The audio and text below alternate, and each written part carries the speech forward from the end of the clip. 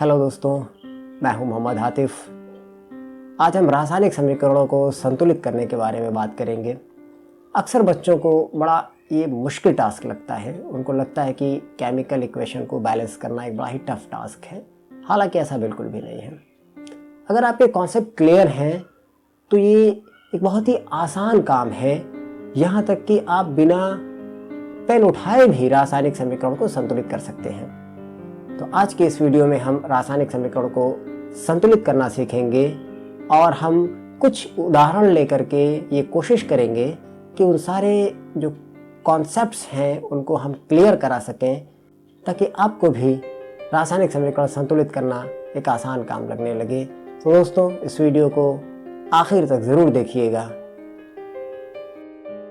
दोस्तों, हम ऊपर लिखे रासायनिक समीकरण को हिट एंड ट्रायल विधि द्वारा संतुलित करेंगे। हम ये बात जानते हैं कि अभिकारकों को रासायनिक समीकरण में लेफ्ट हैंड साइड में और उत्पादों को रासायनिक समीकरण में राइट हैंड साइड लिखा जाता है।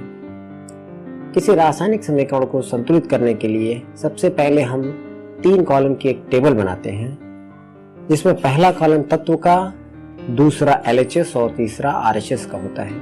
अब हम देखते हैं कि इस रासायनिक समीकरण में कौन कौन से तत्व उपस्थित हैं। तो यहाँ LHS में मैग्नीशियम और RHS में भी मैग्नीशियम है, तो एक तत्व तो मैग्नीशियम हो गया, तो इसे हम टेबल के तत्व वाले कॉलम में लिख लेते हैं। इसी तरह ऑक्सीजन भी LHS और RHS दोनों ओर है, तो हम तत्व वाले कॉलम में ऑक्सीजन भी लिख देते हैं। इस तरीके से हम देख सकते हैं कि इस रासायनिक समीकरण में 2 तत्व मैग्नीशियम और ऑक्सीजन उपस्थित हैं। दोस्तों, अब हम दोनों ओर इनके परमाणुओं की संख्या को गिनने का प्रयास करेंगे, यानी लेफ्ट हैंड साइड में मैग्नीशियम के कितना है और राइट हैंड साइड में कितना है, और इसी तरीके से ऑक्सीजन का कितना परमाणु लेफ्ट हैंड साइड में है और कितने परमाणु राइट हैंड साइड में है। तो अगर हम LHS और मैग्नीशियम को देखें तो यहाँ इसका 1 परमाणु है, तो टेबल में LHS वाले कॉलम में हम मैग्नीशियम के सामने 1 लिख देते हैं। RHS में अगर हम मैग्नीशियम को देखें तो यहाँ भी इसका 1 ही परमाणु है, तो RHS में भी हम 1 लिख देते हैं टेबल के अंदर। इसी तरीके से LHS में O2 यानी ऑक्सीजन के 2 परमाणु हैं और RHS में ऑक्सीजन का 1 परमाणु है, जिसे हम टेबल में लिख लेते हैं। अब अगर हम टेबल को देखें तो यहाँ मैग्नीशियम LHS में 1 और RHS में भी 1 है। ऑक्सीजन LHS में 2 और RHS में 1 है, लेकिन ऑक्सीजन दोनों ओर बराबर होना चाहिए, यानी RHS में भी ऑक्सीजन 2 होना चाहिए। तो इसे बराबर करने के लिए हम RHS में मैग्नीशियम ऑक्साइड यानी MgO में यदि 2 का गुणा कर दे तो RHS में ऑक्सीजन 2 हो जाएगा, लेकिन एक प्रॉब्लम ये होगी कि साथ में मैग्नीशियम भी 2 हो जाएगा, क्योंकि MgO में 1 मैग्नीशियम और 1 ऑक्सीजन है, और अगर हम MgO में 2 का गुणा करते हैं तो मैग्नीशियम और ऑक्सीजन दोनों ही 2-2 हो जाएंगे। तो अब LHS में मैग्नीशियम 1 और RHS में 2 हो गया, तो अब LHS में भी मैग्नीशियम को 2 करना पड़ेगा। तो दोस्तों, अगर समीकरण के लेफ्ट में जो मैग्नीशियम है उसमें 2 का गुणा कर दें तो LHS में भी मैग्नीशियम 2 हो जाएगा। तो अब हम देख सकते हैं कि मैग्नीशियम LHS में 2, RHS में भी 2, ऑक्सीजन LHS में 2 और RHS में भी 2, यानी अब हमारा रासायनिक समीकरण जो 2Mg + O2 @ 2MgO बना, वो एक संतुलित रासायनिक समीकरण है।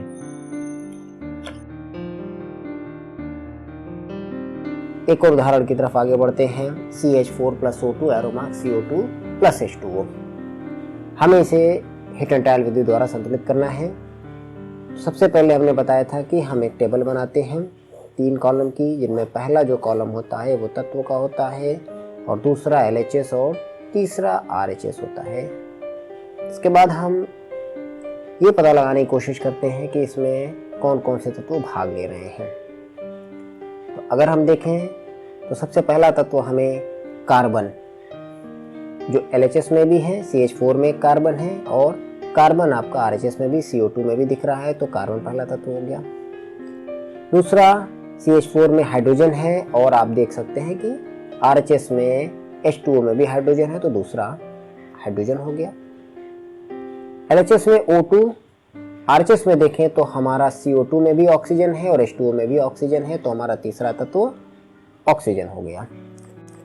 अब हम इन तीनों के परमाणुओं की गिनती करेंगे LHS और RHS दोनों में। तो LHS में अगर मैं देखूं तो CH4 में एक कार्बन है और RHS में CO2 में भी एक कार्बन है।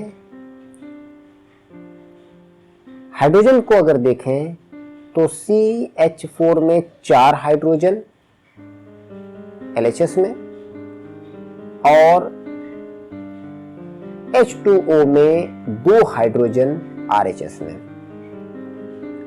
ऑक्सीजन की बात करें तो LHS में O2 यानी 2 LHS में और CO2 यानी CO2 में 2 ऑक्सीजन, और हम देख सकते हैं कि H2O में भी एक ऑक्सीजन है, तो RHS में हमारा 2 + 1 यानी 3 ऑक्सीजन यानी 3 ऑक्सीजन हो जाएगा। अब कार्बन को देखें तो LHS में भी कार्बन एक, RHS में भी एक।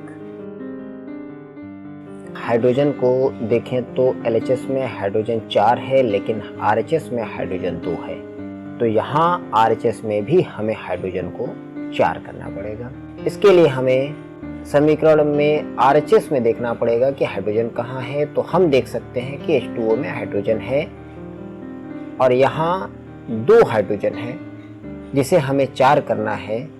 तो इसके लिए हम अगर H2O के सामने 2 लिख दें यानी H2O में 2 का गुणा कर दें, तो अब हमारा 2 दूनी 4 यानी हाइड्रोजन अब 4 हो जाएगा। लेकिन एक खास बात ध्यान देने की यहाँ ये है कि पहले ऑक्सीजन 1 था, तो अब 2 का गुणा करने पर ऑक्सीजन भी तो 2 हो जाएगा। तो अब 2H2O में 2 ऑक्सीजन और CO2 में भी 2 ऑक्सीजन, तो अब RHS में ऑक्सीजन 3 के बजाय 4 हो जाएगा।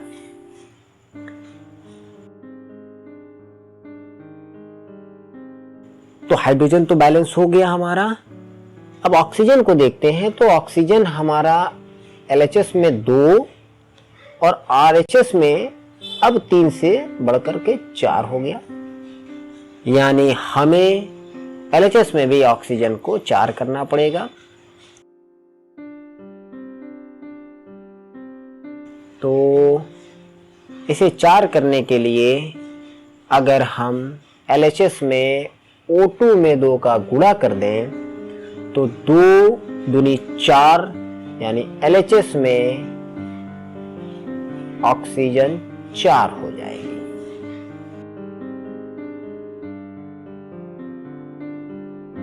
अब हम देख सकते हैं कि हमारे सारे तत्व संतुलित हो गए, यानी कार्बन LHS में 1, RHS में भी 1, हाइड्रोजन LHS में 4, RHS में 4, ऑक्सीजन LHS में 4 और RHS में भी 4।